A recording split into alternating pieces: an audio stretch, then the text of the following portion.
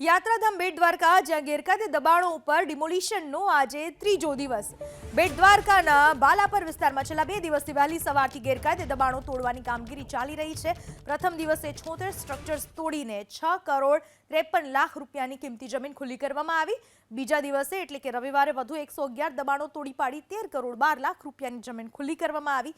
આ કામગીરી સમયે કોઈ અડચણ ન થાય એ માટે સમગ્ર પંથકને જાણે કોર્ડન કરી દેવામાં આવ્યો હોય તેમ બહારથી શ્રદ્ધાળુઓની અવરજવર પર પ્રતિબંધ મૂકવામાં આવ્યો. એટલું જ નહીં, કોઈ તોફાની તત્વો માથું ન ઊંચકે અને કાયદાનો અહેસાસ થાય એ માટે પોલીસની ટીમે સમગ્ર વિસ્તારમાં વાહનોના કાફલા સાથે સતત ફૂટ પેટ્રોલિંગ પણ ચાલુ રાખ્યું.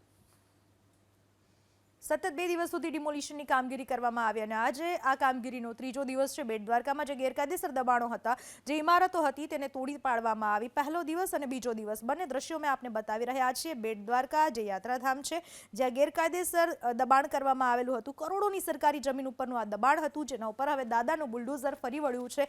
જો કે ધાર્મિક દબાણો હજી નથી તોડી પડાયા. જે રહેણાંક અથવા તો વ્યવસાયિક દબાણ હતા તેને તોડી પાડવામાં આવ્યા છે.